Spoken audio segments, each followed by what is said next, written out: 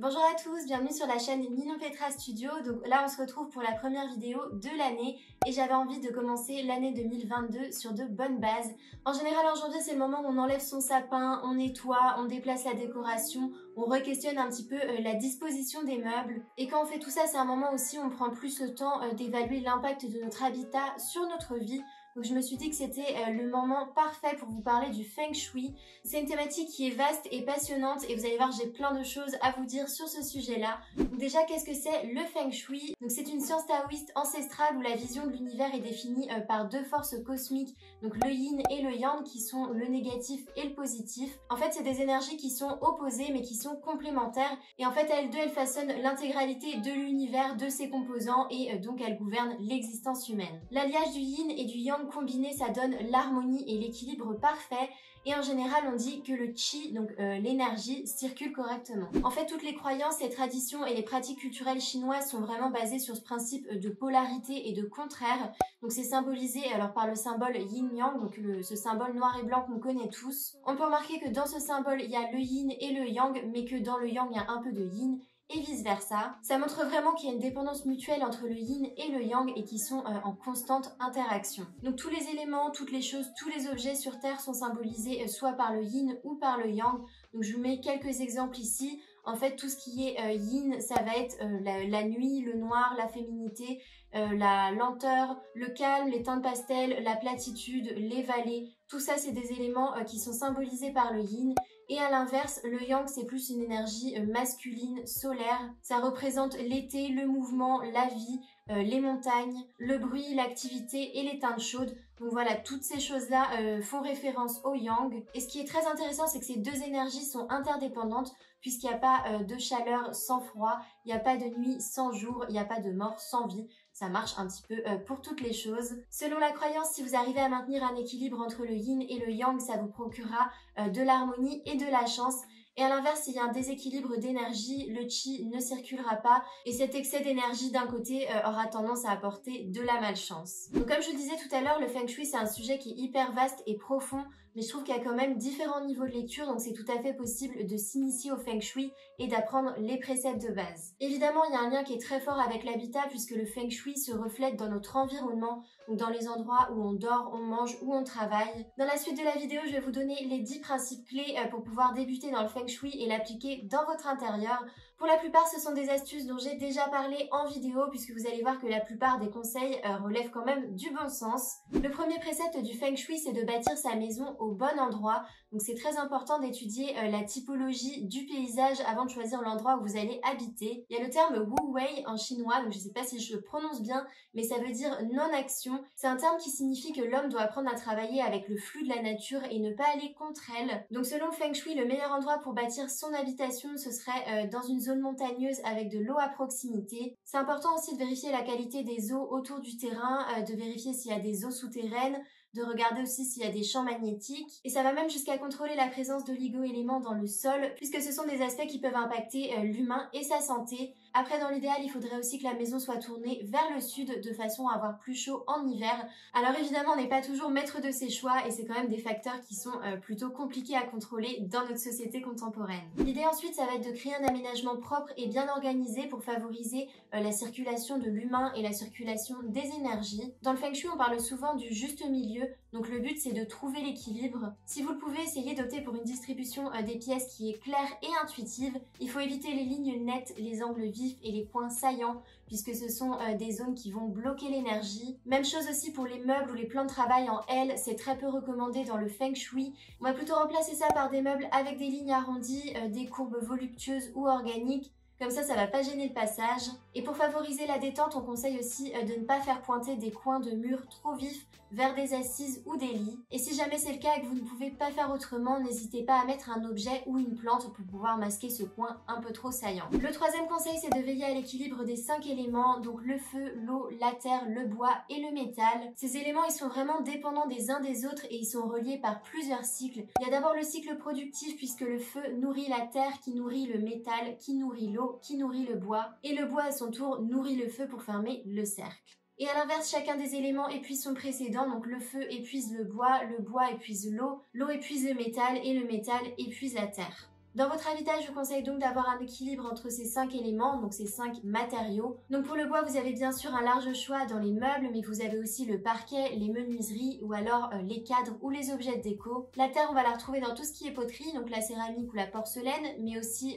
dans la vraie terre que vous avez dans les plantes. Le métal, vous pouvez l'avoir grâce à des meubles, des objets déco ou des luminaires. Et quant à l'eau, ça arrive naturellement par les points d'eau dans la maison, par l'électroménager, mais vous pouvez aussi penser à la présence d'une fontaine ou d'un aquarium. Ce sont en général des objets qui favorisent le sentiment de détente. On passe ensuite à la couleur. Il faut savoir que le choix des couleurs est très important dans l'art du Feng Shui, puisque chaque couleur est soit très au yin ou au yang. Le bleu par exemple, c'est une couleur qui favorise la concentration et qui va être très bien dans un espace de travail, mais à l'inverse, on déconseille de l'utiliser dans une chambre parentale puisqu'elle peut être synonyme de tristesse ou de monotonie.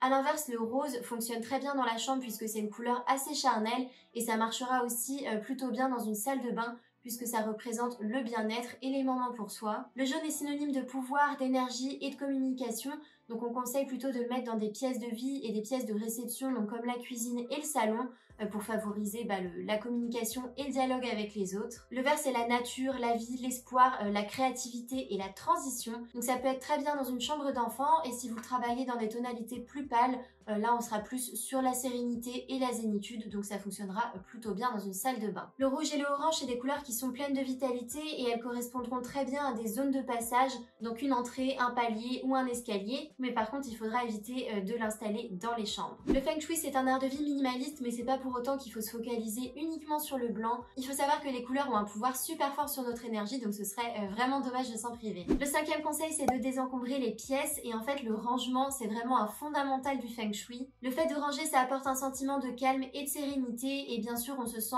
beaucoup plus apaisé avec des idées claires dans un environnement qui est rangé et organisé. Pour commencer, on conseille vraiment de comprendre ce que c'est le désordre et d'où vient notre propre désordre. Donc ça peut venir de plusieurs choses. Vous avez déjà tous les objets que vous aimez pas et que vous utilisez pas mais que vous gardez juste au cas où. Ensuite, et c'est souvent le cas dans les habitations qui sont trop petites, il y a tous les objets qui n'ont pas de place attitrée et que vous ne savez pas où ranger. Et ensuite, il y a toutes ces choses un peu in progress, donc toutes ces choses non finies que vous laissez là parce que vous allez avoir besoin d'y retourner incessamment sous peu et que vous ne savez pas non plus où les mettre. Honnêtement, j'aurais plein de conseils à vous donner sur le rangement, mais là c'est pas forcément le sujet de la vidéo. Donc l'idéal pour pouvoir pratiquer le Feng Shui chez soi, c'est de désencombrer toutes les pièces de son intérieur et même les espaces de stockage. Donc tous les placards un petit peu désordonnés, les dressings, la cave, le grenier, les débarras. Pensez aussi à toutes les zones en hauteur, donc tout ce qu'on a tendance à glisser un petit peu en haut des meubles et aussi tout ce qu'on met en bas pour cacher. Donc tout ce qui est sous les lits, sous les canapés, sous les meubles, c'est vraiment des choses qui ne procurent pas une bonne énergie dans l'intérieur. Le désordre, ça va vraiment bloquer les énergies, ça va créer des blocages corporels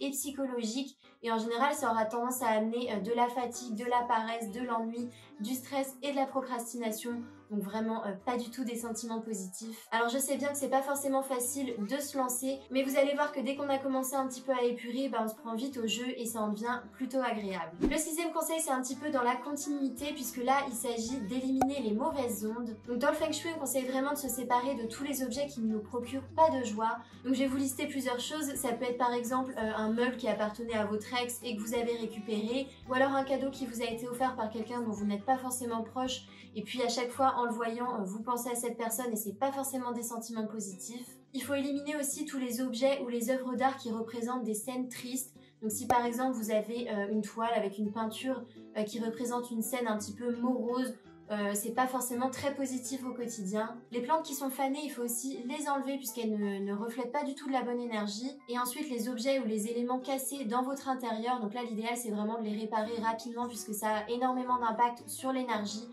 Surtout tout ce qui est porte, fenêtre et escalier puisque ce sont des zones de passage où l'énergie va transiter. Donc là, je vous conseille d'y accorder encore plus d'attention. Le septième précepte, c'est de soigner son entrée puisque l'énergie positive, elle va pénétrer dans l'habitat à travers la porte d'entrée. C'est la première chose qu'on voit en rentrant chez soi et l'entrée va vraiment permettre de définir l'atmosphère de l'habitat. Et selon le Feng Shui, si vous avez une entrée qui est mal rangée et désorganisée, ça va freiner vos opportunités et complètement bloquer votre ouverture sur le monde. Donc dans l'entrée, là aussi, je vous conseille de désencombrer tous les éléments superflus et de ne veiller à ce qu'il n'y ait pas d'obstacles. d'obstacles. Donc pas de poubelle qui traîne, pas de porte bloquée avec des choses derrière, donc ça c'est aussi valable dans toutes les autres pièces de la maison. Et aussi peut-être d'investir dans un meuble pour ranger vos chaussures ou vos sacs d'une façon à ce qu'il n'y ait pas de chaussures qui soient jonchées sur le sol. Donc pour pouvoir laisser entrer les énergies positives dans son habitat, il faut vraiment avoir une entrée impeccable. Le 8e point, ça va être de séparer la zone de travail et de repos. C'est encore plus important aujourd'hui avec le télétravail qui se démocratise. On a vraiment une barrière qui se floute entre le travail et la vie perso, et donc naturellement aussi entre l'espace de travail et l'espace de détente. Alors c'est tout à fait possible d'avoir un bureau à la maison, il suffit juste de bien délimiter son espace. Peu importe si vous avez un bureau dans une pièce à part ou alors dans un petit recoin du salon, mais il faut juste que ce soit un endroit bien défini. Donc ici c'est votre bureau et lorsque vous avez fini de travailler, vous ne faites rien d'autre sur votre bureau. Donc peu importe si votre bureau est dans une pièce à part ou alors dans un petit renfoncement dans le salon, ça marche tout aussi bien. L'important c'est vraiment de délimiter l'espace de travail. Donc là c'est votre bureau qui est ici et lorsque vous avez fini de travailler, vous éteignez votre écran, vous rangez votre chaise et vous ne faites aucune autre activité sur cet espace bureau. Et vous verrez que vous arriverez à couper beaucoup plus facilement et à vous détendre. Et bien sûr, dernier petit conseil là-dessus, ne jamais mettre un bureau dans une chambre, que ce soit pour un enfant ou un adulte, puisque là, ça ne favorise pas du tout la détente et le sommeil. Mon 9e conseil, c'est de miser sur la présence de miroirs dans votre décoration, puisque les miroirs vont doubler la puissance de l'énergie grâce aux reflets. Après, faites attention quand même à l'endroit où vous les placez, puisque selon l'art du Feng Shui, il y a quand même quelques endroits qui ne sont pas recommandés. Donc déjà, face à la porte d'entrée, c'est pas top, puisque ça va renvoyer à l'extérieur l'énergie positive qui rentre. Et on déconseille aussi de mettre des miroirs face au lit, puisque ça apporte l'insomnie, la maladie, et ça aurait tendance aussi à favoriser l'infidélité dans le couple. Tout ce qui est végétal, donc les fleurs, les plantes, les fruits sont hyper importants dans le Feng Shui puisque ça va favoriser l'énergie positive et faire du bien au moral. Donc n'hésitez pas à en mettre un petit peu partout dans votre intérieur. Essayez d'éviter les plantes avec des épines, donc tout ce qui est cactus, et aussi les plantes tombantes puisqu'elles ont tendance à faire glisser l'énergie vers le bas. Et n'hésitez pas aussi à mettre des bols de fruits dans la cuisine, le salon ou la salle à manger pour apporter un peu de couleur. Et dans la culture chinoise, si vous mettez des citrons dans votre intérieur, ça apportera de la chance dans votre vie. Donc le Feng Shui, c'est pas du tout une science statique, donc quand on le pratique, il faut être assez attentif au changement de notre environnement pour pouvoir s'adapter constamment. Je trouve ça très important de re-questionner son lieu de vie. Par exemple, à l'échelle d'une ville, le paysage évolue pour améliorer toujours la qualité de vie des habitants, donc avec des nouvelles routes, des nouvelles infrastructures ou la redirection des flux naturels. Et c'est exactement pareil dans notre habitat, donc faut pas hésiter à réorganiser l'agencement des meubles et de la décoration pour trouver l'équilibre. Le Feng Shui il est souvent qualifié d'acupuncture de l'habitat puisqu'il va permettre de rééquilibrer les énergies de la maison et il va vraiment agir sur tous les aspects de la vie de ses habitants, donc l'amour, la prospérité, la carrière, la santé, le bien-être, la famille, l'éducation, donc toutes ces choses-là. Et ce qui est vraiment intéressant, c'est que plus on va pratiquer le Feng Shui, plus on va réussir à être conscient de son environnement. J'espère que c'est une vidéo qui vous a plu et que c'est une thématique qui vous a intéressé. Je dois avouer que c'est un sujet assez complexe et j'ai essayé vraiment de traiter un petit peu les bases du Feng Shui sans trop rentrer dans la complexité. Moi j'ai eu pas mal de lectures sur le Feng Shui durant ces dernières années, mais s'il y a un livre que je peux vous conseiller, c'est L'Art de vivre Feng Shui qui est écrit par Karen Kingston. Donc ça parle principalement du désordre et du rangement et vous allez voir c'est assez intéressant, ça permet là aussi d'appliquer les premiers préceptes de façon assez simple. Donc si vous avez la moindre question, n'hésitez pas à me la poser en commentaire. Si vous n'êtes pas encore abonné à la chaîne Nino Petra Studio, je vous invite à le faire en cliquant sur le petit bouton rouge et en activant la cloche des notifications. Comme d'habitude, je vous remets aussi le lien de mon Insta et de mon Pinterest en barre d'infos. Et puis on se retrouve dimanche prochain pour une nouvelle vidéo. À très bientôt!